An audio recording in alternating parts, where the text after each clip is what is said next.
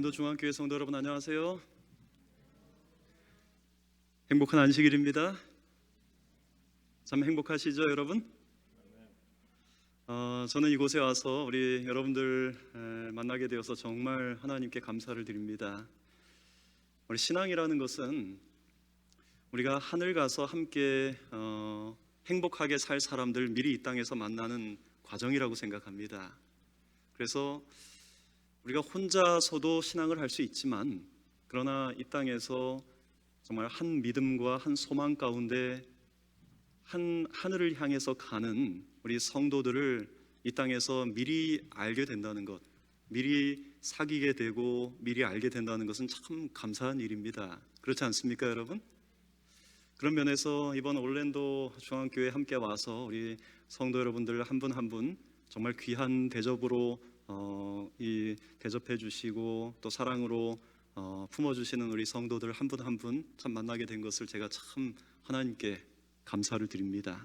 오늘 이 안식일이 시작되는 이 시간에 우리의 삶의 모든 근심과 염려를 예수님의 십자가 앞에 내려놓고 우리를 사랑하시는 하나님의 사랑에 온전히 집중하게 되는 그런 시간이 되기를 간절히 소망합니다.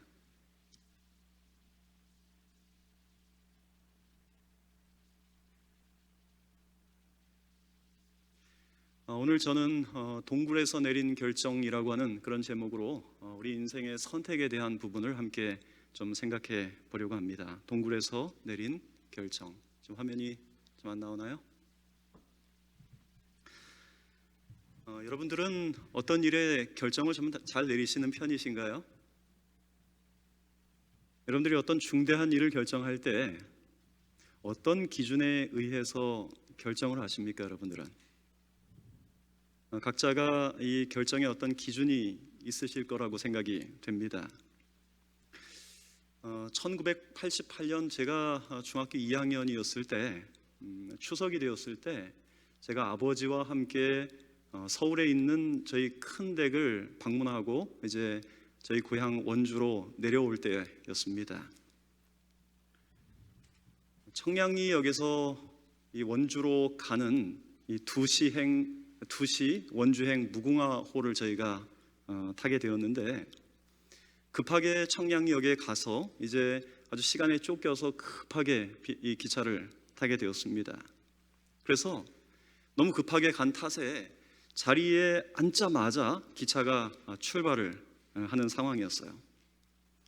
자리에 앉아서 이제 숨을 고르고 있는 그때에 젊은 부부가 저희에게 아버지와 저에게 다가와서 표를 보여주면서 이 자리가 본인들 자리라고 그렇게 말씀을 하시는 겁니다. 저희도 표를 보여주면서 이 똑같은 자리에 이 같은 표가 있는 것을 저희가 서로 확인을 했어요. 근데 이 같은 자리에 오버부킹이 될 수가 없지 않습니까? 그죠? 똑같은 표가 같이 발행이 될 수가 없지 않습니까? 근데 보니까 그분이 가진 표는 청량리역에서 춘천으로 가는 이 표였고 제가 가진 표는 청량리역에서 원주로 가는 표였어요. 시간은 똑같고 표가 다른 것입니다. 문제는 우리가 타고 있는 이 기차가 어디로 가고 있느냐가 이제 문제였어요. 어디로 가는 기차였을까요? 제가 원주로 가는 기차였으면 이 얘기를 꺼낼 필요가 없겠죠, 그죠? 불행히도 그 기차는 춘천으로 가는 기차였습니다. 똑같은 시간에 청량리역에서 2시에 출발하는 경춘선 그리고 중앙선 이 두 대가 같이 출발을 한 거예요. 근데 저희가 너무 급하게 이 기차역에 도착한 탓에 그걸 제대로 확인하지 못하고 기차를 그냥 타게 된 것입니다. 지금 생각하면 그냥 그렇게 춘천으로 가게 되었으니 그냥 춘천 간 김에 제가 아주 좋아하는 막국수 그 김에 먹고 또 소양댐 둘러보고 느긋이 원주로 돌아가면 됐을 것인데 그 당시에는 그럴 생각의 여유가 잘 없었습니다. 저는 뭐 어리기도 했고 저희 아버지도 그럴 여유가 전혀 없었던 거예요. 그냥 저희 생각에는 빨리 지금 잘못된 종착지로 가는 이 기차에서 뛰어내려야 된다. 그러니까 내려야 된다는 생각만 이 머릿속에 있었던 거예요. 근데 문제는 무궁화호가 춘천까지 가는 동안에 딱 한 번 서요. 딱 한 번. 중간에 딱 한 번 서는 거예요. 그러니까 내릴 기회를 우리가 갖지 못하는 거예요. 그래서 아버지하고 이걸 어떻게 하나 고민하다가 우리가 최대한 빨리 이 기차에서 뛰어내려야 된다 생각을 했어요. 참 무모하죠, 그죠? 그래가지고 지금 생각하면 그 청량리에서 출발을 해가지고 춘천을 향해 가는 길에 이제 성북이라고 하는 데가 있어요. 성북. 예, 성북역을 지날 무렵에 거기에 마주오는 그 지하철 노선과 이렇게 교행을 하는 이 순간에 이게 서행을 이제 하게 됐어요. 그래서 아버지한테 아버지 기회는 지금입니다. 기차가 천천히 가니까 이제 아버지하고 기차에서 뛰어내리기로 한 거예요. 제가 먼저 뛰어내렸어요. 숨을 고르고 하나 둘 셋 하고 그냥 탁 뛰어내렸는데 이 서행을 하는 기차였지만 충격이 보통 충격이 아니에요. 그 다음에 거기가 다 자갈이지 않습니까? 그죠?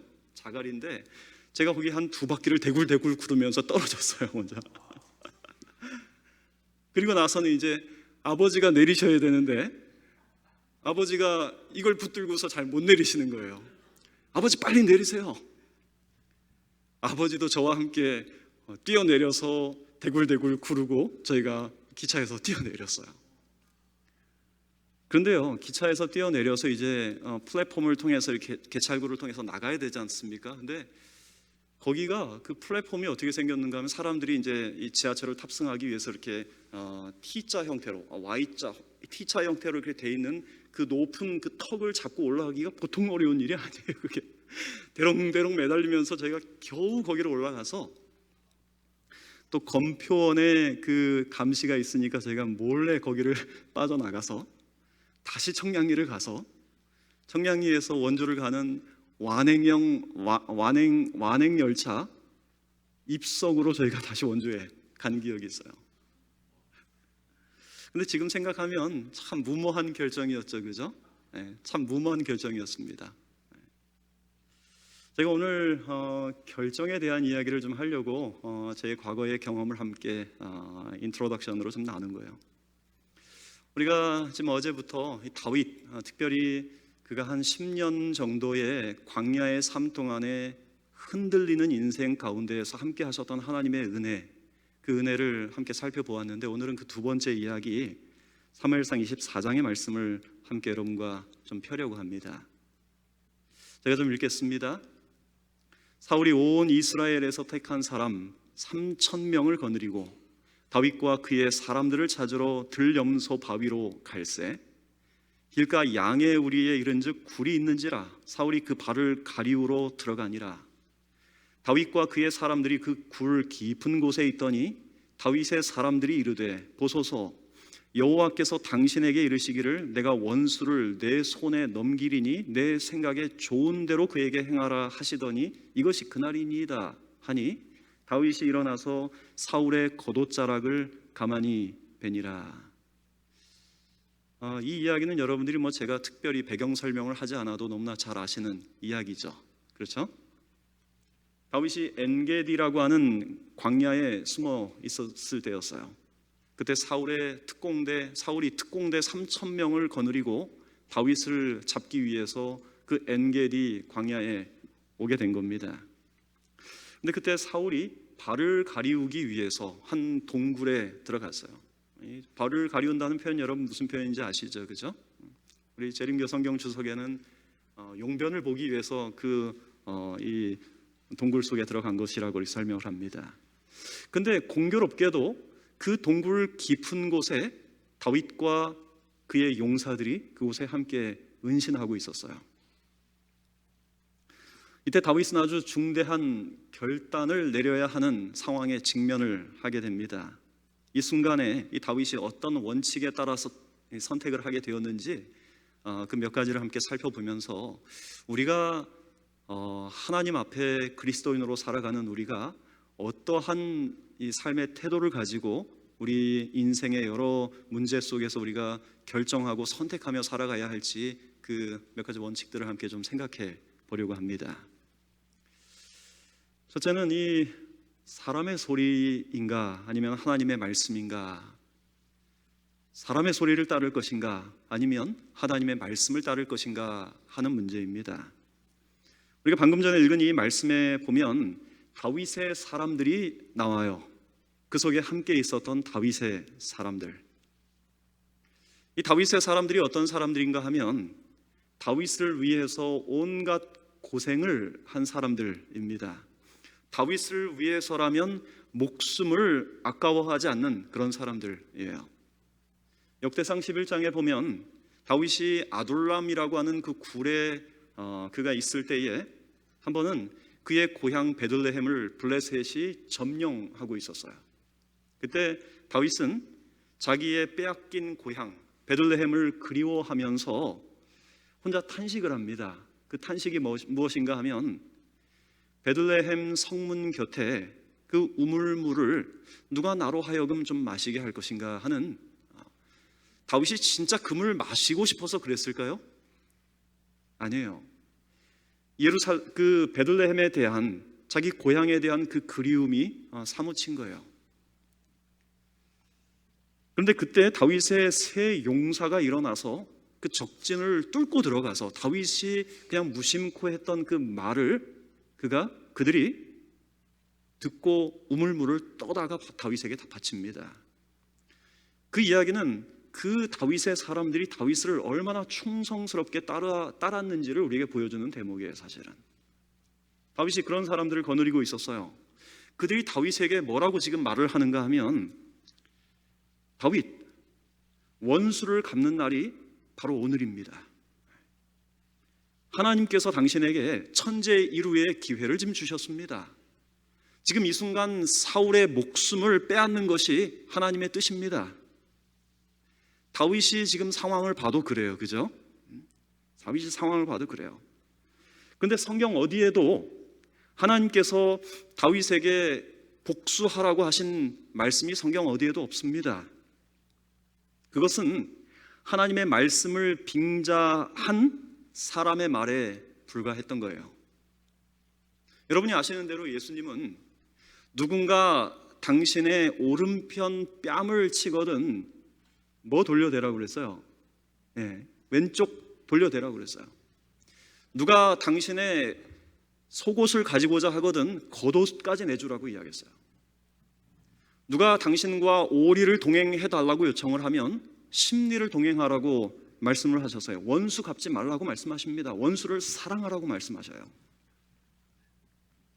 여러분, 우리가 어떤 일을 결정할 때 우리가 그릇된 선택을 하는 큰 요인 중에 하나는요, 나의 사람들, 내 측근의 이야기를 듣기 때문에 그렇습니다. 여러분이 아시는 대로 열왕기상 12장에 보면 르호보암이 이스라엘의 왕이 되었을 때 두 무리가 그에게 조언을 합니다. 그렇죠? 먼저 연륜이 있으신 노인들이 그에게 조언을 합니다. 왕의 부친이 우리에게 메운 그 무거운 세금을 가볍게 해주시고 사랑과 공의로 우리를 통치하라고요. 그럼 우리가 돕겠다고요. 그런데 그들의 조언은 그 르호보암의 마음에 이렇게 썩 들지 않았어요. 그래서 그가 젊은 그룹의 이 조언을 또다시 듣습니다. 그러면서 그들이 뭐라고 이야기합니까? 더 무겁게 더 강하게 그들을 압박하라는 거예요. 안타깝게도 르호보암은 그가 들어야 하는 말을 듣지 않고 자기가 듣고 싶은 말을 들었어요. 그 결과 나라가 분열이 되죠. 그런데 다윗은 이 중대한 결정을 내릴 때 그가 자기 사람의 말보다 하나님의 말씀을 들었다라고 하는 거예요. 그래서 그가 이렇게 말합니다. 내가 손을 들어 여호와의 기름 부음을 받은 내 주를 치는 것은 여호와의 금하시는 것이라고요. 여러분, 우리가 어떤 결정을 내릴 때 사람의 말, 특별히 나의 가장 가까운 사람의 말을 듣기보다 하나님 말씀을 들어야 합니다. 제가 한국에서 목회할 때 어떤 한 여청년이 선을 보았어요. 이 여청년과 제가 성경을 공부해가지고 영어학원에서 제가 목회를 했습니다. 영어학원 통해서 이 친구가 우리 재림교인이 됐어요. 아주 괜찮은 청년이었어요. 그런데 재림교회 안에 들어오니까 이 결혼할 상대를 찾기가 어려워진 거예요. 그래서 이 청년이 미루다 신앙 안에서 사람을 만나고 싶은 그 마음속에 미루다가 점점 홍기가 지나가는 거예요. 그러면서 이 가족과 이제 주변 사람들의 이 권유에 그 청년이 선을 보았는데 그 상대 남자가 인물이 아주 좋아요. 직업도 안정적이에요. 학력도 좋아요.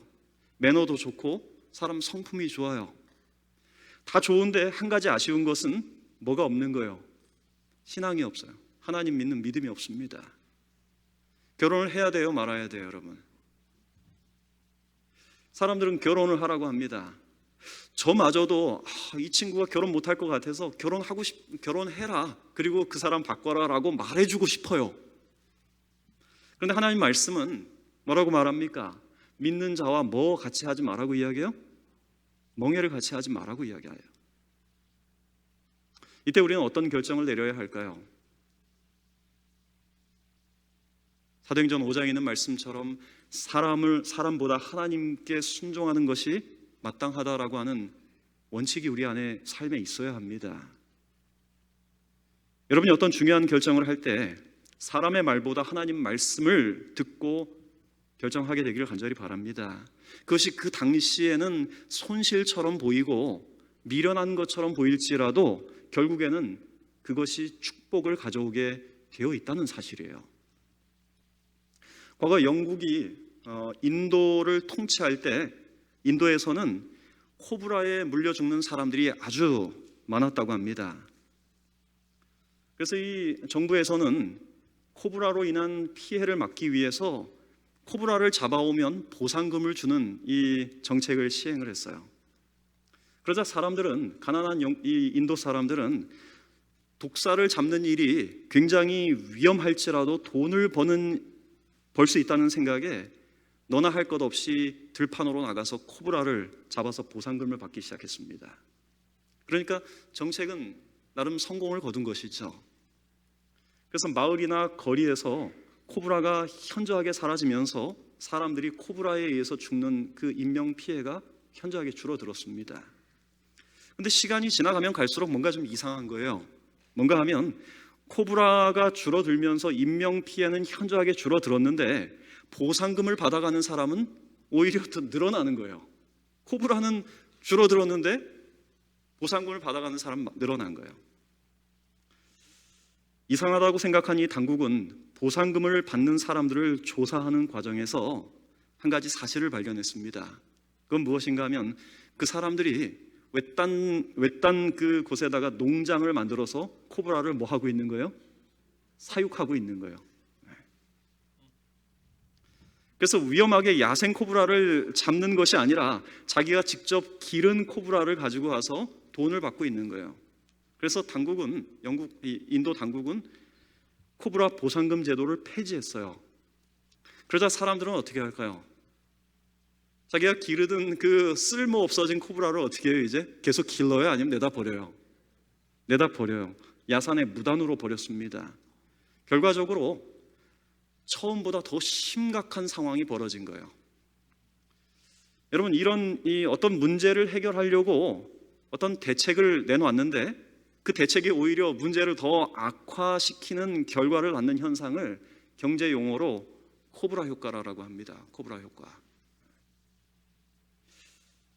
여러분, 우리가 어떤 일을 결정할 때 주변 사람의 말 혹은 여러 상황의 판단을 보고서 우리 인간적인 지혜로 내리는 판단이 때때로 이와 같은 경우들이 너무나 많다는 거예요.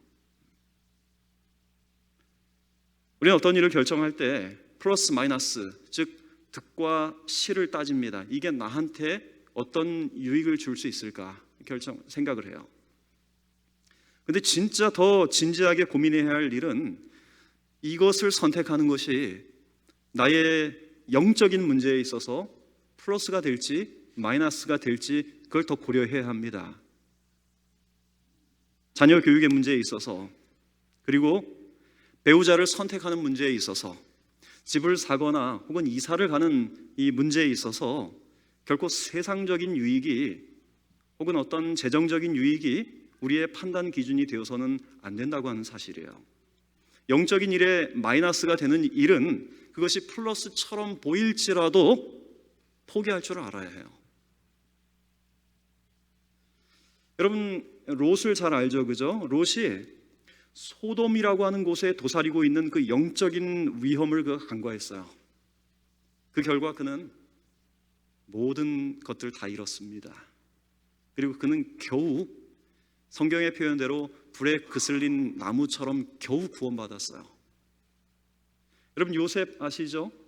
그게 애굽의 총리 대신으로 애굽의 가장 높은 특권을 갖고 있었지만 그는 자기 자신과 자기 후손들의 영적인 아이덴티티를 잃지 않기 위해서 고센이라고 하는 땅을 선택했습니다.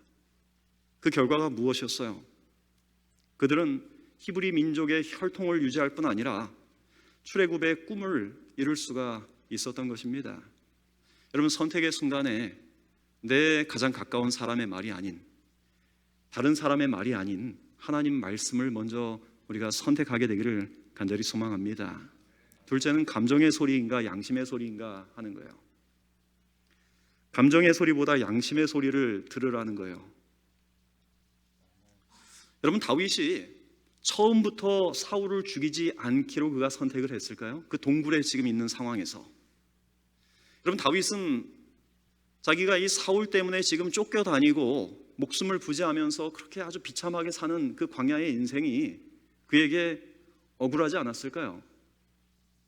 다윗은 우리와 성정이 달랐던 사람일까요? 아니에요. 다윗은 아주 감정적인 사람이었습니다. 여러분이 보시는 것처럼 다윗은 기쁘면 사람들 앞에서 자기 신분도 생각하지 않고 춤추고, 슬프면 대신들이 보고 있는 곳에서 통곡을 했어요. 다윗은 굉장히 격정적인 감정의 사람이었습니다. 그의 감정이 지금 자기에게 계속 호소하는 소리가 뭔가 하면, 다윗, 너 지금 억울하게 쫓기고 있어. 너 죽을 죄 짓지 않았는데 너 지금 굉장히 비참하게 쫓기고 있어.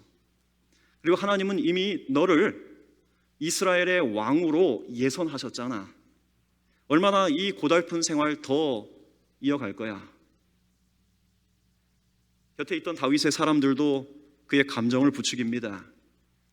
다윗의 사람들이 어제 저희가 살펴보았던 것처럼 환난당한 사람들, 그 다음에 빚진 자들, 마음이 원통한 사람들, 그런 사람들 400명이 모여서 아둘람 굴의 공동체를 이뤘어요.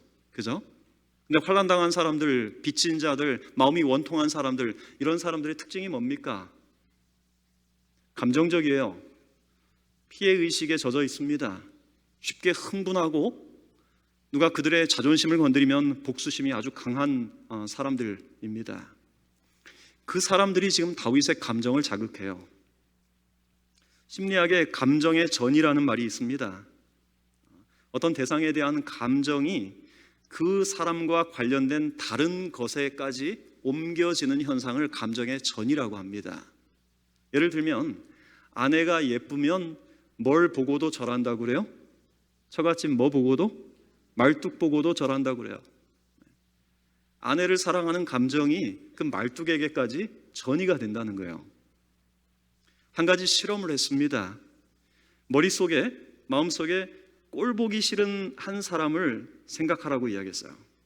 그리고 그 사람을 머릿속에 생각한 그 실험 대상자에게 그 사람이 어떤 행동을 할 때 당신은 가장 기분 나쁩니까? 라고 물었어요. 그런데 가장 많은 대답이 무엇이었는가 하면 그 사람, 내가 그 미워하는 사람이 미소 지을 때, 그리고 그 사람이 친절한 행동을 할 때, 그때 가장 그 사람이 싫다는 거예요. 그 사람에 대한 미움의 감정 때문에 그 사람이 하는 친절한 선행의 행동이 오히려 더 밉게 보인다는 거예요. 그게 감정의 전이에요. 아마 여러분도 한 번쯤은 경험해 보셨을 거라고 생각이 들어요. 근데 이 같은 감정의 전이는 사람과 사람 사이에 더 신속하게 퍼진다고 합니다. 여러분, 다윗의 사람들은 지금 다윗의 복수심과 그의 감정을 자극하고 있어요. 감정의 소리는 사울의 심장을 찔러 지금이 절호의 기회야 라고 이야기해요. 복수해라고 이야기해요. 하지만 다윗의 양심의 소리는 뭐라고 이야기하는가 하면 원수 갚는 일은 너가 할 일이 아니야. 하나님께 맡겨. 이처럼 다윗의 감정과 그의 지금 양심이 서로 싸우고 있어요. 그 동굴 안에서 말이죠. 여러분도 그런 경우가 좀 있지 않습니까? 제가 사실은 이 다윗의 경험을 그냥 다윗의 경험이 아닌 한 사람의 목사로서, 그 다음에 그리스도인으로 저도 같이 경험하는 이 어떤 신앙의 참 부족하지만 신앙의 과정 속에서 겪는 한 경험이기 때문에 나누는 것입니다. 제가 참 부끄럽지만 지금 고등학교 주니어에 있는 제 딸 아이와 관계가 오랫동안 무척 헝클어져 있었습니다. 제가 굉장히 가부장적인 아버지 밑에서 자란 탓인지 가끔씩 아이와 이 미국식 교육을 받은 아이와 감정이 대립된 상황에서 이 아이가 딸 아이가 아빠의 권위에 도전하는 그런 말과 태도를 할 때 제가 그걸 참 잘 참아주지 못했습니다. 그래서 사춘기를 지내면서 감정의 컨트롤이 잘 안 되는 이 딸을 아빠의 권위로 자주 누르려고 했어요. 그러면서 거기에서 잦은 문제들이 발생을 했습니다. 그리고 목회자 자녀로 이 딸 아이가 갖는 그 부담과 스트레스를 제가 다 헤아리지 못한 채 많은 것들을 이 아이에게 기대하고 또 목사의 자녀로 요구하기도 했어요. 참 목회자 자녀들이 어떤 면에서 보면 참 그런 면에서 축복이기도 하지만은 참 마음이 아플 때가 많아요. 그렇게 제 딸과의 관계는 다른 사람들이 보기에는 뭐 교회에서나 혹은 밖에서 볼 때는 아무 문제가 없어 보였지만 속으로 이 상처가 점점 깊어지고 있었어요. 오랫동안 이 문제를 풀고 싶었지만 그게 잘 안 됐습니다.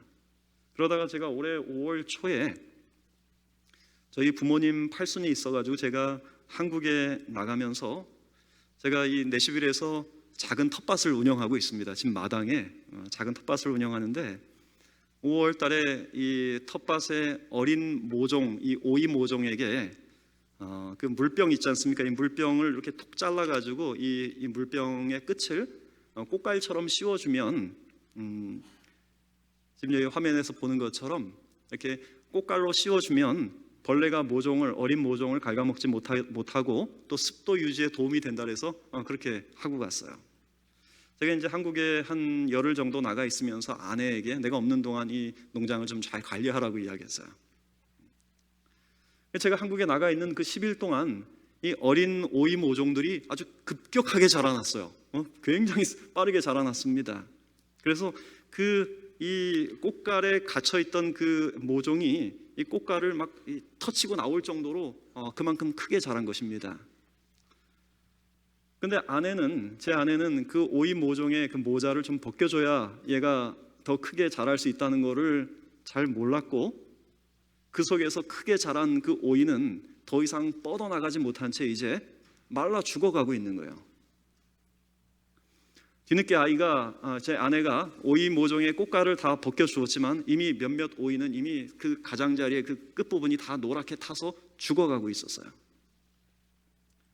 그런데 저희 집사람이 그 오이 모종의 꽃갈을 벗겨주면서 그 안에 갇혀가지고 제대로 자라나지도 못하고 죽어간 그 오이를 보면서 그 오이 모종을 보는 순간 하나님의 성령이 제 아내의 마음을 터치하셨어요.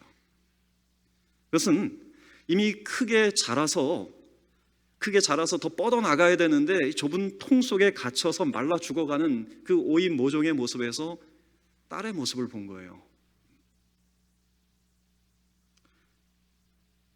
그때 저희 아이가 공립학교를 지금 삼육학교로 이제 보딩스쿨로 옮겼습니다. 그때 학교에서 공립학교 유일한 재림교인으로 그것도 목사의 딸로 다른 10대의 친구들이 당연하게 누리는 10대의 자유와 일탈을 완전히 빼앗긴 채 부모의 이 감시 아래 말라 죽어가고 있는 그 딸아이의 모습을 본 거예요. 그 오이 모종에서. 그래서 아내는 그날 그 오이 모종의 꽃갈을 벗겨주면서 그 텃밭에서 펑펑 울었어요. 그러면서 제 아내가 딸을 대하는 태도가 완전히 달라졌어요. 제 아내가 뭐 이렇게 사람이 아주 매운 사람은 아니라 딸을 평상시에 잘해줬지만 그 사건 이후에 딸을 대하는 태도가 정말 달라졌어요. 딸 아이가 어떤 일을 해도 결코 화내거나 비난의 말을 하지 않았습니다. 딸의 성적이 떨어지거나 감정을 통제하지 못해서 딸이 막말을 쏟아낼 때도 아내는 그 모든 것들을 하나님께 맡긴 채 딸 아이를 품어주었어요. 그때까지는 고등학교 지금 다니는 그 아이 핸드폰 사용 시간을 저희가 하루에 2시간씩 통제를 했습니다. 너무 가혹하죠, 그죠? 근데 그 이후로 그걸 완전히 그냥 풀어주고 딸아이에게 모든 것들을 전폭적으로 맡겨줬어요. 그런데 부끄럽게도 저는 그때까지도 아빠에게 도전하는 그 딸아이의 그 버릇없는 태도를 향해서 화를 조절하지 못했습니다. 그리고 딸을 사랑으로 안아주고 격려해주라는 아내의 요청을 제가 무시했어요. 한 번은 어떤 일로 제 딸아이와 제 관계가 아주 극도로 악화가 되었습니다. 그래서 딸과 저의 대화가 여러 주 단절이 되었어요. 당연히 집안 분위기는 어두워지죠. 근데 제 마음에는요, 이번에는 저 녀석이 분명히 잘못했으니 내가 단단하게 저 못된 버릇 좀 잡아줘야 되겠다라고 마음을 먹었기 때문에 저한테 대화를 시도하는 딸아이의 대화조차 제가 완전히 차단해 버렸습니다. 참 이렇게 부족한 목사예요. 저에게는 딸을 용서해 줄 마음도 없었고 용서해 줄 힘도 없었어요. 근데 이런 상태로 가면 더 이상 관계 회복이 안 될 것 같은 두려움은 있었지만 저는 저 버르장머리 한번 이번엔 반드시 고쳐야 되겠다는 그런 독한 마음을 제가 품은 거예요. 그런데 어느 날 제가 말씀을 보고 하나님 앞에 기도하는데 성령께서 그렇게 무거운 마음의 짐을 제가 진 채로 괴물이 되어가는 저에게 성령께서 제 마음을 터치하시는 거예요. 야, 너가 그러고도 아빠냐? 너가 그러고도 그리스도인이냐? 너가 그러고도 목사냐? 다른 사람에게는 용서하고 사랑하라고 설교하면서 너는 다른 사람도 아닌 딸도 하나 용서하고 사랑하지 못하냐? 그래서 제가 결국에 그 성령의 음성이 제 마음을 터치할 때 제가 성령께 굴복했어요. 제가 성령께 굴복하면서 하나님 앞에 회개의 기도를 할 때 재림교회 목사의 자녀로 사느라고 참 고달픈 딸의 아픔이 눈에 들어왔어요. 부모를 실망시키지 않기 위해서 몸부림치면서 우울증 약을 먹어야 할 정도로 친구 관계에서 힘들어했던 딸의 모습이 그제서야 저에게 들어온 거예요. 제가 그 이후에 딸에 대해서 제가 갖는 인간적인 욕심을 완전히 다 내려놓기로 했습니다. 그런데 그거는 포기가 아니라 딸 아이의 문제를 전적으로 하나님 앞에 맡기고 딸을 전적으로 사랑하기로 결심한 거예요. 제가 그랬더니 제가 하나님 앞에 굴복하니까 딸 아이와의 관계가 완전히 회복됐어요. 완전히 회복됐어요. 놀라운 변화가 일어났어요.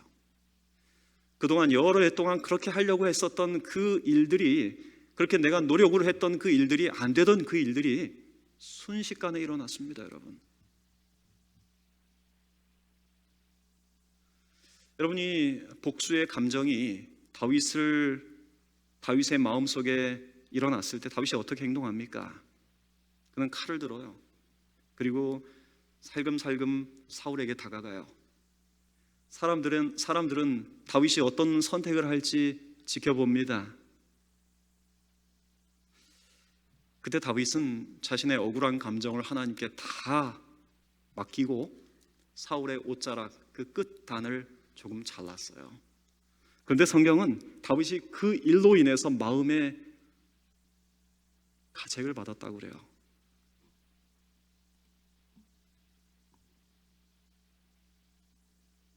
사울의 옷자락 뱀을 인하여 다윗의 마음이 찔렸다고 이야기해요. 엘렌 G. 화이트는 이렇게 주석합니다. 다윗의 행동 양식을 보면 그가 복종하는 크신 통치자를 모시고 있었음이 분명하다. 그는 자신의 타고난 격정이 자신을 이기도록 허용할 수가 없었다. 왜냐하면 그는 자기의 마음을 다스리는 자가 성을 빼앗는 자보다 낫다는 것을 알았기 때문이었다라고요. 여러분, 어떤 중대한 일을 결정할 때 이 순간을 기억하게 되기를 바랍니다. 감정이 고조된 상태에서는 결코 중대한 일들을 결정하지 마시기 바랍니다. 왜냐하면 그 상태에서는 양심의 소리를 들을 수 없기 때문에요. 특별히 기분파 있지 않습니까? 그죠? 기분파들은 어떤 일 결정할 때 더욱더 양심의 소리 들어야 합니다. 선택과 결정을 감정에 내맡길 것이 아니라 양심에 호소하시는 예민한 성령의 음성에 귀 기울일 줄 알아야 합니다. 부조화 선지자 568쪽 인간의 참 위대함은 그가 감정을 지배한 힘으로 측정되는 것이지 그를 지배하는 감정의 힘으로 측정되는 것은 아니다. 삼손에 대한 말씀입니다. 이 말씀은 여러분, 하나님께서 귀하게 여기시는 그 가치를 우리도 귀하게 여기는 여러분이 되기를 간절히 소망합니다. 감정의 폭풍이 무섭게 우리 안에서 치는 순간에 조용히 심령에 말씀하시는 성령의 음성에 귀 기울이는 여러분이 되기를 간절히 바랍니다. 왜냐하면 그렇게 하는 것이 하나님께서 귀하게 여기시는 것이기 때문에요. 마지막으로 현재의 결과 그리고 미래의 결과입니다. 현재보다는 미래의 결과를 생각하라는 거예요. 여러분, 사람들은 눈앞에 보이는 이익에만 연연할 때가 참 많아요. 우리가 눈에 보이는 것 너머를 볼 수 없기 때문에 그렇죠. 근데 우리가 많은 실수를 하는 그 이유는요, 우리가 먼 미래의 것, 눈앞에 보이는 것들을 보느라고 먼 미래의 것들을 보지 못하기 때문에 이 잘못된 선택을 하는 경우가 참 많습니다. 다윗은 그 순간 사울을 죽이는 그 당장의 일보다 앞날에 있을 일을 다윗이 생각을 했습니다. 만약 다윗이 그날 사울을 그곳에서 죽였더라면 어땠을까요? 아마 당장은 왕이 되었을 것입니다. 하지만 그의 정권은 그리 오래 가지 못했을 거예요. 그가 부정한 방법으로 밧세바를 취했을 때 아마 다윗은 살아남지 못했을 것입니다. 그의 지위를 차지하기를 원하는 또 다른 누군가가 그 죄 지은 다윗을 그냥 두지 않았을 것이기 때문에요. 아마 죽이고 왕권을 찬탈했을 것입니다. 하지만 다윗의 사람들, 그 격정적이고 요동치는 그 다윗의 사람들은 바로 그 순간 여호와의 기름 부음 받은 자를 절대로 죽일 수 없다는 원칙을 그곳에서 배웠어요. 자기가 선택했던 그 선택 때문에 다윗은 자기가 죄 지은 순간에 하나님의 은혜 안에 보호함을 받았다는 이야기예요. 그럼 누가복음 2장에 보면 예수님께서 이 땅에 태어나던 당시에 한 가지 특별한 어떤 정치적인 상황에 대해서 설명을 합니다. 그것은 마리아가 아기 예수를 잉태했을 때 로마의 황제 가이사 아구스토가 그 제국 내의 모든 사람들에 대한 인구 센서스를 실시한 거예요. 이 가이사 아구스토는 로마 제국을 통치했던 옥타비아누스 황제라고 하는데 그는 기원전 4년에 호정령을 내렸습니다. 바로 이 사람이에요. 여러분, 이 가이사 아구스토가 로마의 지배하에 있는 모든 사람들의 인원수를 정확하게 파악해서 그가 하려고 했던 일은 무엇이에요? 세금을 부과하기 위한 거예요. 그 목적으로 호정령을 내렸습니다. 그리고 그 호정령에 따라서 갈릴리 나사렛에서 살고 있던 요셉과 마리아는 그들의 고향인 어디로 가는 거예요? 베들레헴으로 가는 겁니다. 그런데 여기 지금 나사렛에서 베들레헴까지 가는 길은 대략 한 100마일 정도 된다고 합니다. 교통수단이 열악했던 그 당시에 쉽게 갈 수 있는 거리는 아니죠, 그죠? 게다가 이때 마리아는 임신 막달에 이제 해산이 가까웠을 때요. 만약 여러분이 마리아의 남편이었다면 그 상황 속에서 갈 수 있을까요, 여러분?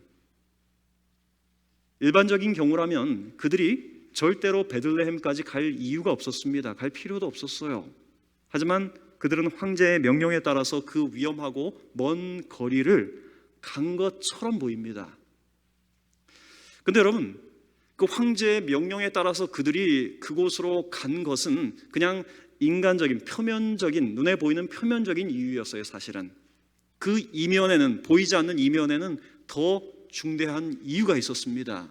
그게 무엇이었어요? 미가서 5장 2절에 베들레헴 에브라다야, 너는 유다족 속에 중에서 작을지라도 이스라엘을 다스릴 자가 내게로 나올 것이야.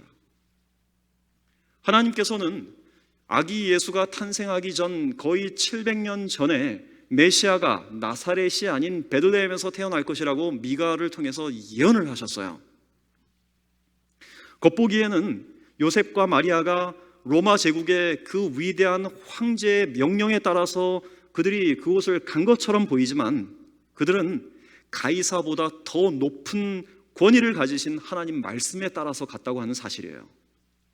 그리고 그 일을 이루기 위해서 이 인간 세상에 힘 있는 황제가 호정령을 내리게 되었다는 거예요. 시대소망 47쪽은 이렇게 이야기합니다. 옛날에 사로잡혔던 주의 백성들을 해방시키기 위하여 고레스 왕이 세계적인 대국의 왕위의 부름을 받았던 것처럼 가이사 아구스도 예수의 어머니를 베들레헴에 인도하는 일에 하나님의 목적을 성취시킬 한 그릇이 된 것이다 라고요. 여러분, 요셉과 마리아가 지금 베들레헴으로 가는 그 힘겨운 여행을 하면서 자신들이 700년 전에 선지자 미가를 통해서 하셨던 하나님의 예언을 이루고 있다는 사실을 그들이 알았을까요? 그리고 자신의 야망의 눈이 먼 그 황제는 자신이 하나님의 목적을 성취하고 있다는 그 사실을 그가 알았을까요? 우리는 이 사실에서요, 이 세상 역사를 주관하시는 하나님의 놀라운 섭리를 보는 것입니다. 비록 이 세상의 왕이 자기의 목적을 이루기 위해서 강권을 동원할지라도 그게 눈에 보이는 전부처럼 보일지라도, 그래서 이 세상을 살아가는 하나님의 백성들이 곤란을 당하는 것처럼 보여도 더 큰 권위를 가지신 하나님은 보이지 않는 곳에서 그분의 목적을 이루기 위해서 당신의 백성들을 인도하시고 이 세상의 섭리들을 이루어 가신다는 사실입니다. 우리가 믿는 하나님이 그런 하나님이세요. 그래서 시편 기자는 이렇게 적고 있는 겁니다. 어찌하여 열방이 분노하며 민족들이 허사를 경영하는고, 세상의 군왕들이 나서며 관원들이 서로 꾀하여 여호와와 그 기름 받은 자를 대적하며 우리가 그 맨 것을 끊고 그 결박을 벗어버리자 하는도다. 하늘에 계신 자가 웃으시며, 그런즉 군왕들아 너희는 지혜를 얻으며 세상의 관원들아 교훈을 받을지어다. 여호와를 경외함으로 섬기고 떨며 즐거워하라 라고 말씀하셔요. 우리 사랑하는 올랜도 중앙교회 성도 여러분, 한 해 동안 살면서 여러분들은 눈에 보이는 세계 때문에 얼마나 실망한 순간들이 많았습니까? 아니면 눈에 보이지 않지만은 믿음으로 볼 수 있는 세계를 봄으로 여러분들이 얼마나 많은 용기를 얻고 사셨습니까? 한 해를 마무리하는 이 안식일에 다시 한번 하나님을 경외하고 그분을 섬기는 그 기쁨 속에 살기를 다시 한번 결심하는 여러분이 되기를 간절히 소망합니다. 왜냐하면 그리스도인은, 아니 재림 성도들은 보이는 세계를 넘어서 보이지 않는 세계를 믿음으로 붙잡고 사는 사람들이기 때문에요. 현실의 삶을 넘어서 장차 있을 미래의 상급을 바라보며 사는 사람들이기 때문에 그렇습니다. 그리스도인의 마음과 품성과 인격이라고 하는 책에 있는 말씀을 조금 가져왔어요. 의기소침이 그대의 영혼에 머물러 있다고 해서 그것이 하나님께서 변하셨다는 증거는 아니다. 그분은 언제나 어제나 오늘이나 영원히 동일하신 분이시다. 구름이 그대의 영혼을 뒤덮는다 해도 그대는 자신이 버림받았다고 느껴서는 안 된다. 그대의 믿음은 그 우물함을 꿰뚫고 나가야 한다. 그대의 하늘 아버지의 약속을 부여잡고 그대와 그분의 종들을 대하셨던 과거의 인도하심을 기억하라. 하나님을 사랑하는 자들에게는 모든 것이 합력하여 선을 이루시기 때문이다. 여러분, 여기 아까 읽었던 말씀, 이 말씀 가운데 여기 베들레헴 에브라다야 너는 유다 족속 중에 작을지라도, 이 작다라고 하는 말은 히브리어에서 이 단어는 크기가 작은 것을 말하는 게 아니에요. 그 단어는 차이르라고 하는 이 단어는 천하고 보잘것없는 상태를 가리키는 단어입니다. 다시 말해서 베들레헴이 유다의 여러 성읍 중에서 아주 초라하고 볼품없는 그런 성읍이라는 거예요. 그런데 온 우주의 왕이신 분께서 그 초라하고 볼품없는 베들레헴, 그것도 여관이 아닌 마국간의 그 구유에서 태어나셨어요. 여러분, 어쩌면 작고 초라하고 볼품없는 베들레헴이 인간의 눈에 보였던 전부였을지 모릅니다. 어쩌면 베들레헴의 그 마국간에 거친 강보로 쌓여있는 아기 예수님의 모습이 사람들이 볼 수 있는 전부였을지 모릅니다. 하지만 그때 베들레헴 상공에는요, 사람의 눈으로는 식별되지 않는 헤아릴 수 없는 천사들의 무리가 영광 가운데 빛을 비추고 있었습니다. 그들은 인류를 죄에서 구원하기 위해서 무한히 낮아지신 분을 기쁨과 경탄과 놀라움으로 바라보면서 그 기쁜 소식을 온 세상에 선포하라는 지시를 받았습니다. 그들은 그 밤에 베들레헴의 온 들을 가득 채운 최초의 크리스마스 캐롤을 그들이 불렀지요. 지극히 높은 곳에서는 하나님께 영광이요, 땅에서는 기뻐하심을 받은 사람들 중에 평화로다. 그런데요, 근데 정말 놀라운 것은 그 밤에 눈에 보이지 않는 영적 세계를 분별하고 베들레헴의 들판을 가득 채운 하늘의 음성을 알아본 사람들은 몇 사람 되지 않았다는 거예요. 목자들이 전부였습니다. 온 이스라엘 사람들은 부당한 세금을 내지 않기 위해서 호적이 등본하느라고 바빴어요. 베들레헴도 바빴습니다. 고향으로 돌아오는 사람들 때문에 터미널이 바빴고 식당도 바빴고 여관도 바빴어요. 베들레헴 사람들이 정신없이 다 바빴지만 들판의 목자들은 달랐습니다. 시대 소망 47쪽은 이렇게 기록합니다. 그들은 고요한 시간에 약속된 구주에 대하여 서로 이야기하며 다윗의 보좌에 즉위하실 왕께서 오시기를 기도하고 있었다. 그럼 모든 사람들이 돈벌이에 바쁜 그때에 목자들은 이 땅에 오실 메시아를 생각했어요. 그리고 그 일을 위해서 기도했습니다. 그들도 바빴어요. 바빴지만 예수님에 대해서 생각할 시간을 내지 못할 만큼 바쁘지 않았습니다. 그들은 바쁜 일상 가운데서도 믿음의 안테나를 높이 세우고 보이지 않는 세계에서 들려오는 신호를 예민하게 감지하며 살았어요. 저는 그들이 재림 성도라고 생각합니다. 여러분, 이것이 그 목자들에게 그 놀라운 하늘의 메시지가 들려진 이유였습니다. 오늘 저와 여러분들의 삶은 어떻습니까? 이제 저는 말씀을 마치면서 여러분이 한 해를 마무리하면서 우리의 영적인 삶을 이 시간 기도하는 가운데 조용히 하나님 앞에 내려놓고 영적인 상태를 한번 돌아보시기를 간절히 소망합니다. 하나님께서는 여러분의 삶 속에서 그분의 시간표대로 일하고 계신데 여러분 불안하고 조바심을 내면서 하나님보다 먼저 앞서가지는 않았는지, 하나님 말씀을 제껴두고 기도하는 일을 게을리 하면서 분주히 사람들을 만나고 세상에서 돌아가는 일에 정신을 쏟으면서 살아오진 않았는지,